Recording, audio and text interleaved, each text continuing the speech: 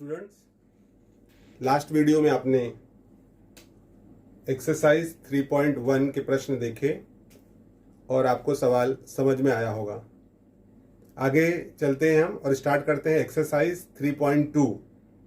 3.2 start करें उससे पहले कुछ कॉन्सेप्ट दिए गए हैं, उन कॉन्सेप्ट को हम देखते हैं। देखिए, आपको यहाँ पर दिख रहा है सर्वांग समता की कसौटियाँ, जिसे इंग्लिश में कहा जाता है टेस्ट ऑफ कॉन्ग्रुएंस। सर्वांग समता की जो कसौटियां हैं वो इस प्रकार से हैं। स्टूडेंट्स, लास्ट वीडियो में आपने एक्सरसाइज 3.1 के प्रश्न के हल आपने देखे और आपको सवाल समझ में आया होगा। अब हम आगे चलते हैं और देखते हैं एक्सरसाइज 3.2। तो विद्यार्थियों, एक्सरसाइज 3.2 स्टार्ट करें उसके पहले आपको बोर्ड पर दिख रहा होगा सर्वांग समता की कसौटियां, जिसको अंग्रेजी में कहा गया है टेस्ट ऑफ कॉन्ग्रुएंस। सर्वप्रथम हम ये समझते हैं कि सर्वांग समता की कसौटियां, तो कसौटियों का मतलब क्या है और वो सर्वांग समता की कसौटियां किस प्रकार से हैं। तो पहले मैं आपको बता दूं कि कसौटियां यहां पर देखिए 4 कसौटियां दी गई हैं। पहली कसौटी है को भू को कसौटी। इसको अगर ये संक्षिप्त रूप में लिखा गया है को भू को, अगर इसको विस्तृत रूप में देखना चाहें तो इसका नाम होगा कोण भुजा कोण कसौटी। तो जस्ट आप खाली देखिए कि कसौटियां कितने प्रकार की हैं, उनके नाम हम देखेंगे और उसके बाद एक एक करके हम समझेंगे कि इन कसौटियों का इस्तेमाल कब किया जाता है और उसका उपयोग कब कहां पर होता है। को भू को कसौटी, जिसको इंग्लिश में कहा जाता है ASA टेस्ट। दूसरा है भुजा कोण भुजा कसौटी, उसको आप संक्षिप्त में कहोगे भू को भू कसौटी, जो हो जाएगा यहां पर साइड एंगल साइड टेस्ट, इसे SAS टेस्ट कहा जाता है। और तीसरा है, दूसरे के बाद तीसरा है भू भू भू कसौटी, अर्थात भुजा भुजा भुजा कसौटी, और वो होता है SSS टेस्ट। और जो चौथा है वो है कर्ण भुजा कसौटी, जिसको अंग्रेजी में कहा गया है हाइपोटेन्यूस साइड टेस्ट। तो इस प्रकार से विद्यार्थियों कसौटियां 4 प्रकार की होती हैं, जो आपके स्क्रीन पर दिख रहा है। अब जैसे यहां पर कहा गया है सर्वांग समता, तो छोटे में हम थोड़ा समझ लेंगे कि सर्वांग समता या सर्वांग सम क्या होता है। तो आप देखोगे, अगर मान लीजिए यहां पर हम त्रिभुज बना लेते हैं, ये है हमारा त्रिभुज ABC, इसको हम नेमिंग कर दें ABC, और उसके बाद में है यहां पर जो दूसरा त्रिभुज ले रहे हैं वो है PQR। अब आप देखोगे विद्यार्थियों, इसमें अगर हमने शो कर दिया है इस प्रकार से, तो इसका मतलब है कि भुजा AB, और यहां भी वही चिन्ह दिख रहा है, यहां भी वही चिन्ह है और यहां भी है, या इसको हम डबल कर लें, यहां पर 2 चिन्ह, यहां पर 3 कर लें और यहां पर 3, इस प्रकार से है। तो आप आकृति देख करके बता सकते हो ये जो चिन्ह है इसका क्या मतलब है। इसका मतलब है कि भुजा AB का जो माप है वो भुजा PQ के बराबर है, भुजा BC है वो भुजा QR के बराबर है, और भुजा AC है वो भुजा PR के बराबर है। कैसे हम बता सकते हैं बराबर है, तो ये चिन्ह के द्वारा। तो इस प्रकार से आप चिन्ह के माध्यम से लिख सकते हो कि त्रिभुज ABC सर्वांगसम है त्रिभुज PQR। अब आप विद्यार्थियों ये तो समझ रहे हो कि ये जो चिन्ह दिया था इसके आधार पर हमने बता दिया कि एक त्रिभुज की तीनों भुजाएं दूसरे त्रिभुज की तीनों भुजाओं के सर्वांगसम हो तो हम कहते हैं कि त्रिभुज सर्वांगसम है। अब प्रश्न यहां उठता है कि अगर आपने त्रिभुज को सर्वांगसम किया है तो वो किस आधार पर किया है। अब आधार जो है वो आपको जैसे यहां दिख रहा है, आपने उसमें क्या किया है, कोण भुजा कोण का कसौटी का उपयोग किया है सर्वांग सम करने के लिए, कि भुजा कोण भुजा कसौटी का किया है, कि आपने भुजा भुजा भुजा कसौटी का उपयोग किया है, कि कर्ण भुजा कसौटी का उपयोग किया है। तो ये जो सर्वांगसम आप बताए हो, ये सर्वांगसम तो है और वो दिख रहा है चिन्ह के माध्यम से। लेकिन अगर यहाँ पे हमें कारण देना हो कि यहाँ पर ये कौन से कारण से ये सर्वांगसम है, किस आधार पर दो त्रिभुज सर्वांगसम है, तो आप कहोगे इसमें कि ये भुजा ए बी सर्वांगसम है भुजा पी क्यू, भुजा बी सी सर्वांगसम है भुजा क्यू आर, भुजा ए सी सर्वांगसम है भुजा पी आर। तो चूंकि ए बी सी सर्वांगसम है पी क्यू आर, तो आप कारण दोगे, चूंकि तीनों में भुजाएं हैं, तो यहां आप लिखोगे भुजा भुजा भुजा कसौटी द्वारा, कसौटी द्वारा। तो विद्यार्थियों आपको समझ में आ रहा होगा कि हम कसौटियों का इस्तेमाल कब करते हैं, जब हमें बताना होता है कि दो त्रिभुज सर्वांगसम हैं, तो वो किस आधार पर सर्वांगसम है, वहां बताने के लिए हम कसौटियों का इस्तेमाल करते हैं। चलिए अब हम देखेंगे, एक एक करके देखते हैं कि कब कोभू को का इस्तेमाल होगा, कब दूसरे वाली कसौटी का इस्तेमाल होगा, कब तीसरे का होगा और कब चौथे का होगा। अब आप देखेंगे, मैं आपको एक एक करके जो कसौटियां हैं वो समझाने का प्रयास कर रहा हूं। आप स्क्रीन पर देखिए, आपको दिख रहा है त्रिभुज ए बी सी और पी क्यू आर। अब हमें पहचानना होगा इसमें कि को भू को कसौटी, इसका उपयोग कब किया जाएगा। आपको को भू को, सपोज आपको यहां पर एक एंगल दिया हुआ है ए बी सी, बीच में साइड BC में ऐसा सिंबल दिया है और फिर यहां पर दिया हुआ है एंगल ACB, यहां पर B है, यहां पर C है, ठीक है। अब यही सेम जो यहां दिया है वही यहां पर भी दिया हुआ है, दो लाइन ये एंगल।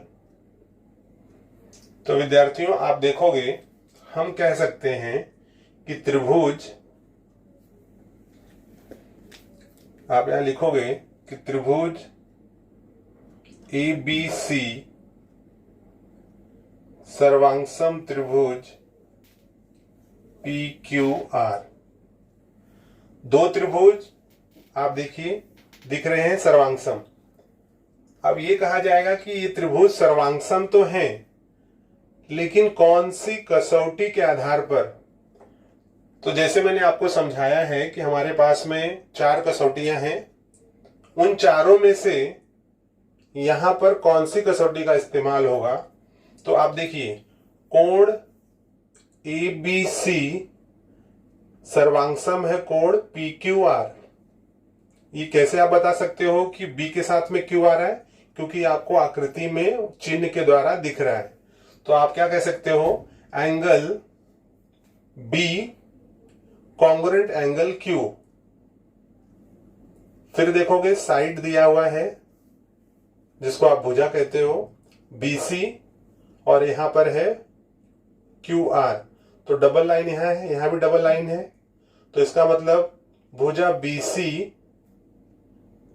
बराबर है भुजा QR के। Side BC congruent side QR। Congruent जो शब्द है वो सर्वांगसम के लिए यूज किया गया है। और यहां पर देखिए कोण ACB, ये कोण दिख रहा है, ये बराबर किसके है, PRQ। तो B सर्वांगसम है Q के, BC सर्वांगसम है QR के, और C सर्वांगसम है R के। तो आप कह सकते हो कोण भुजा कोण, जिसको को भू को। तो यहां पर क्या हो जाएगा कि त्रिभुज ABC सर्वांगसम त्रिभुज PQR, कौन सी कसौटी लगेगी, को भू को कसौटी। यही कसौटी क्यों लग रही है यहां पर, क्योंकि आपको दिख रहा है कि B के साथ में Q सर्वांगसम है, उसके बाद में भुजा सर्वांगसम है दूसरे त्रिभुज के, और फिर कोण। तो आप ऐसे कह सकते हो कि जब एक त्रिभुज की दो कोणों के बीच की भुजा, एक त्रिभुज की दो कोणों के बीच की भुजा दूसरे त्रिभुज के दो कोणों के बीच की भुजा के बराबर हो, तब हम कहते हैं कि दो त्रिभुज सर्वांगसम हैं को भू को कसौटी अनुसार। तो आप यहां लिख दोगे को भू को कसौटी अनुसार।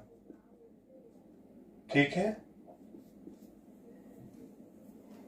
आई होप आपको समझ में आया होगा कि कब हम को भू को का इस्तेमाल करेंगे। जब आप देखोगे एक त्रिभुज के दो कोण और उसके बीच की भुजा दूसरे त्रिभुज के दो कोण और बीच की भुजा के सर्वांगसम हो, तो यह त्रिभुज को भू को कसौटी अनुसार सर्वांगसम होगा। विद्यार्थियों, अब हम दूसरी कसौटी पर चलते हैं और देखते हैं कि दूसरी कसौटी का इस्तेमाल हम कब कर सकते हैं त्रिभुज को सर्वांगसम बताने के लिए। तो आप देखिए, हमारी दूसरी कसौटी है भू को भू कसौटी, भुजा कोण भुजा कसौटी, इंग्लिश में है साइड एंगल साइड टेस्ट।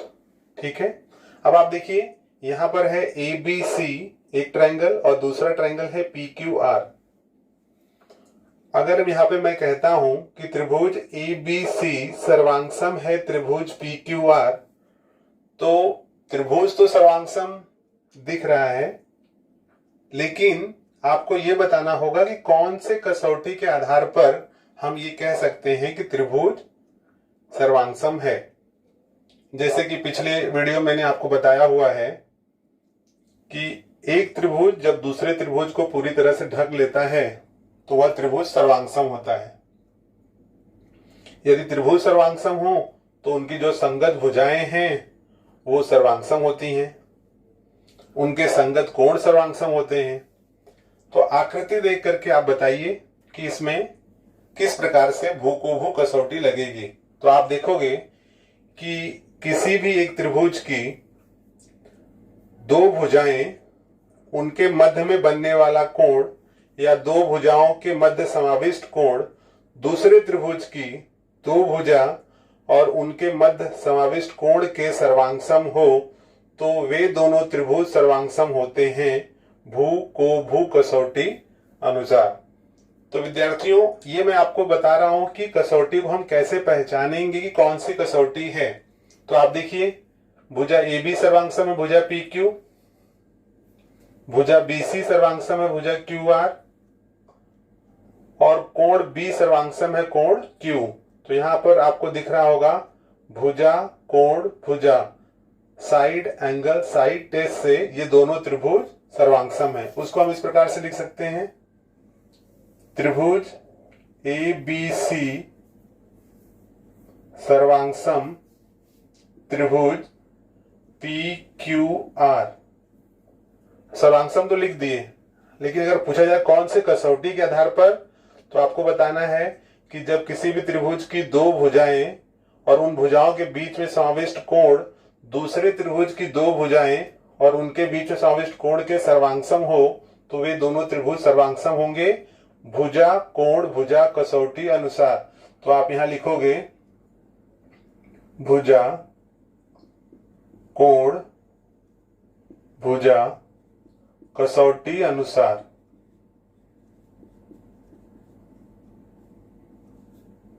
तो इस प्रकार से विद्यार्थियों, आपको समझ में आया होगा कि भू को भू कसौटी हम कैसे पहचानते हैं। Students, welcome back. पिछले वीडियो में आपने सर्वांग समता की कसौटियां, जिसकी दो कसौटियों के बारे में आपने जाना और उसे समझा। आगे चलते हैं और देखते हैं हमारी अगली कसौटी कौन सी है। तो आप देखोगे हमारी अगली कसौटी है भुजा भुजा भुजा कसौटी, जिसको कहा गया है साइड साइड साइड टेस्ट। ठीक है। अब विद्यार्थियों आपको देखना है कि कब हम इन कसौटियों का उपयोग करेंगे। तो मान लीजिए आपको दो त्रिभुज दिए गए हैं, त्रिभुज एबीसी, दूसरा त्रिभुज है PQR,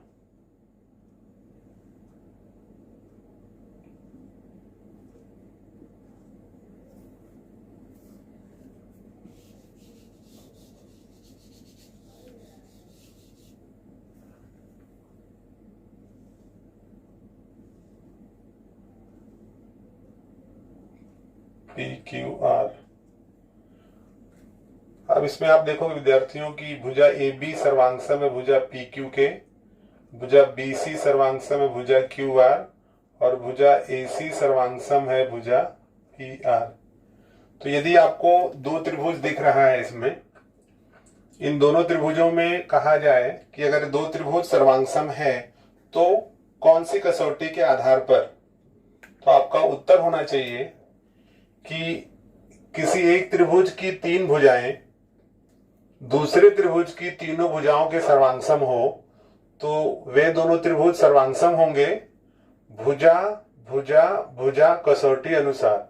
इसको हम लिखेंगे कि त्रिभुज ABC सर्वांगसम है त्रिभुज PQR, और यहां हो जाएगा भुजा भुजा भुजा कसौटी कसौटी अनुसार।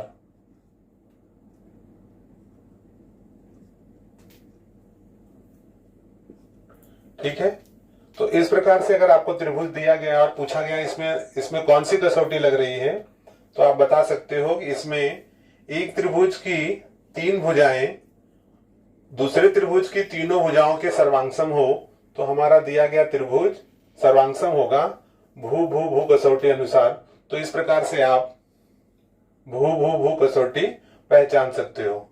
और जो चौथा है, चौथी कसौटी का नाम जैसे आप जानते हो यहां पर है कर्ण भुजा कसौटी। कर्ण भुजा कसौटी, इसको अंग्रेजी में क्या कहते हैं, हाइपोटेन्यूज साइड टेस्ट।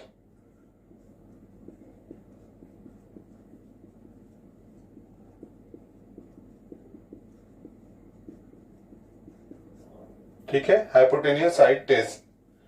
अब ये जो टेस्ट है कि कब पहचानोगे आप, तो जब आप देखोगे कि आपको समकोण त्रिभुज दिए गए हैं। विद्यार्थियों आपको ये ध्यान देना है कि जब आपको समकोण त्रिभुज दिया गया होगा 90 अंश का 90 डिग्री एंगल होगा,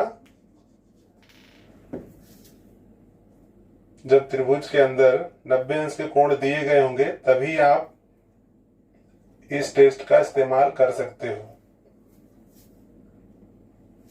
अब इसमें आप देखिए, इसमें कहा गया है ये 90 यहां भी 90 है और ये साइड इस साइड के बराबर है, और यहां पर जो हाइपोटेन्यूज है वो हाइपोटेन्यूज के बराबर है।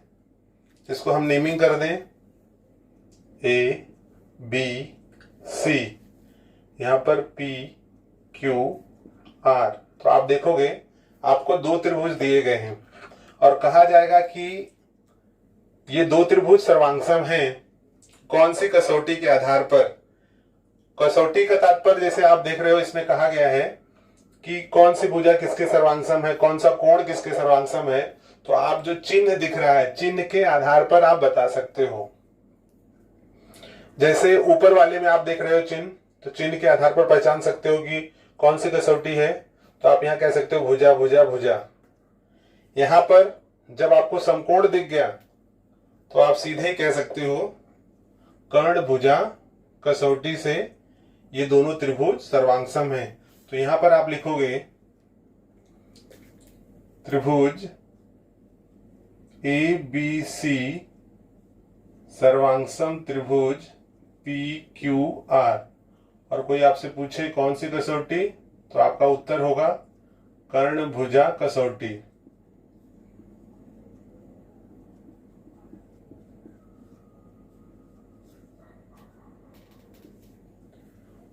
तो विद्यार्थियों इसमें आपको ये होगा कि इसमें कर्ण भुजा ही क्यों लिखना है। तो आप देखोगे इसमें जब भी समकोण दिख जाए त्रिभुज में, तो समकोण दिख गया तो ये कर्ण हो जाएगा। तो सिंपली इसको आप आसानी से कर्ण भुजा कसौटी आप बता सकते हो, और ये समकोण में ही लागू होगा, बाकी इन त्रिभुजों में ये कसौटी लागू नहीं होगी। तो इस प्रकार से सर्वांग सम बताने के लिए त्रिभुज की जो कसौटियां दी गई हैं वो 4 कसौटियां हैं। इन चारों का इस्तेमाल करके हम ये बता सकते हैं कि 2 त्रिभुज किस प्रकार से सर्वांग सम होते हैं।